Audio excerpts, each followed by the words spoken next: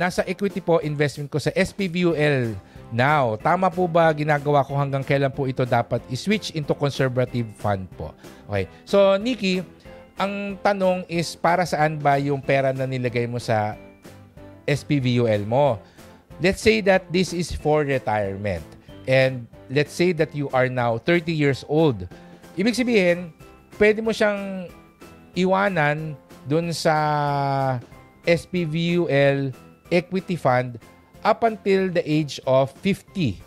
So 30 years old ka ngayon, 20 years hanggang 50. Ngayon, pagdating sa 50, ilipat mo siya sa or thereabouts, wag mo siya basta-basta ilipat. So medyo tatimingan mo din, tatanungin mo yung financial advisor mo or just check the market kung kailan ba maganda maglipat. But once you hit 50, i-check mo na kailan ba maganda i-timing na ilipat to a more conservative investment. Kaya 50, not 55 or sooner.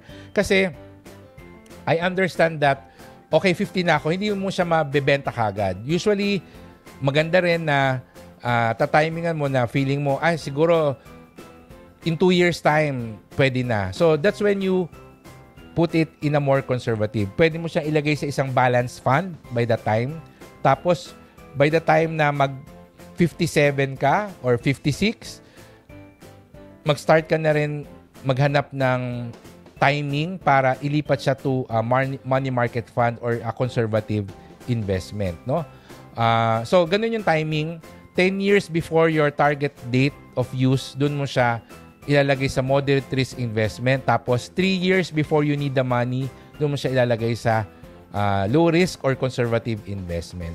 But before that, you can just let it grow inside the SPVUL. Okay? So kung para yan sa college education ng anak mo, di 18 years from now.